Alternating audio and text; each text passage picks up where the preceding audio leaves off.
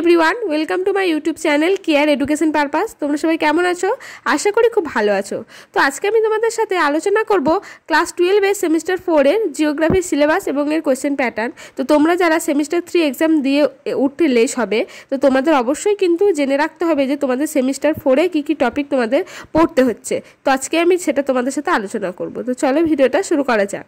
প্রথমেই তোমাদের একটা কথা বলি, তোমরা যেমন সেমিস্টার 3-তে এমসিকিউ প্রশ্নের উপর পরীক্ষা দিয়েছো, সেমিস্টার 4-এ কিন্তু সেরকম কোনো ব্যাপার নেই। এখানে তোমাদের এসএকিউ এবং ডিএকিউ এর ওপর পরীক্ষা দিতে হবে। তো সেটার জন্য তোমাদের কী কী টপিক পড়তে হচ্ছে দেখো, এখানে আমি ইউনিটগুলো টোটাল যে টপিক নাম আছে থিওরি সেগুলো বলে দিয়েছি এবং এর আন্ডারে কী কী ধরনের তোমাদের পড়তে হবে সাব টপিকে সেগুলো দেখো আমি ইউনিট করে লিখে দিয়েছি।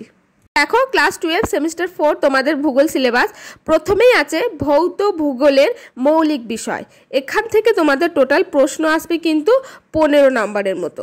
তো ইউনিট 1-এ আছে দেখো জিওটেকটনিক, ইউনিট 2-এ আছে দেখো ভূরূপগত প্রক্রিয়াগুলি, ইউনিট 3-তে আছে দেখো ক্ষয়ের চক্র, ইউনিট 4-এ আছে বায়ুমণ্ডল এবং ইউনিট 5-এ আছে জলমণ্ডল, ইউনিট 6-এ আছে দেখো জীবমণ্ডল। তাহলে এতগুলো ইউনিট থেকে টোটাল তোমাদের প্রশ্ন আসবে 15 নম্বরের মতো। তারপরে তোমাদের কি আছে দেখো মানব ভূগোলের মৌলিক বিষয়। এখান থেকে তোমাদের টোটাল প্রশ্ন আসবে 10 মার্কসের। তাহলে দেখো এখানে কি কি আছে, ইউনিট 1-এ আছে জনসংখ্যা ভূগোল, ইউনিট 2-এ আছে মানব উন্নয়ন। তাহলে টোটাল হলো তোমাদের 25 নম্বর। এরপর আছে দেখো ভারতের ভূগোল, এখানেও তোমাদের টোটাল 10 মার্কসের ওপর প্রশ্ন হবে।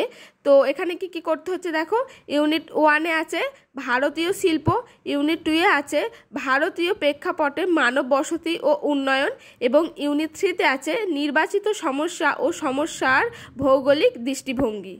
তাহলে দেখো এইগুলো হচ্ছে তোমাদের 3টে মেন টপিক, যে কোন কোন টপিকের ওপর পড়ছো এবং সেই টপিকগুলোর মধ্যে কি কি তোমাদের পড়তে হবে দেখো আমি ইউনিট করে লিখে দিয়েছি।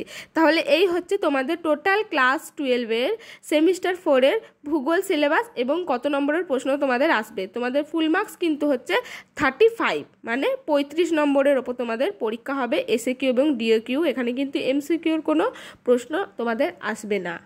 বাকি যা প্রজেক্ট তোমাদের দেবে সেটা তোমাদের নির্দিষ্ট স্কুল কিন্তু নির্বাচন করবে। তো আজকের ভিডিওটি এই পর্যন্তই। যদি ভিডিওটি ভালো লাগে একটি লাইক করে দিও, আর যদি কোনো কোয়ারিজ থাকে আমাকে অবশ্যই কমেন্ট সেকশনে তোমরা জানিয়ে যেও।